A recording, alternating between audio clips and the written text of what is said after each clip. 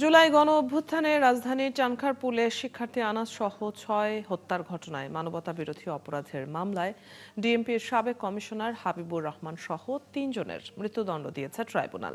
বাকি ৫ আসামিকে বিভিন্ন মেয়াদে সাজা দেওয়া হয়েছে।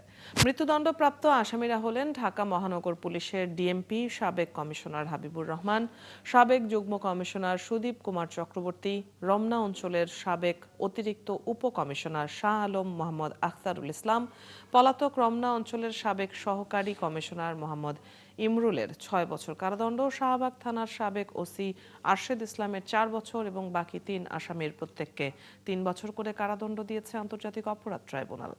রায় ঘোষণাকে কেন্দ্র করে কারাগারে থাকা ৪ আসামিকে সকালেই ট্রাইব্যুনালে আনা হয়। ট্রাইব্যুনালে আসেন নিহতের স্বজনরাও।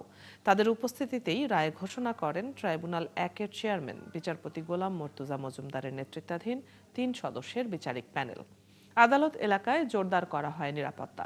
এই মামলার ৮ আসামির মধ্যে হাবিবুর সহ ৪ আসামি পলাতক।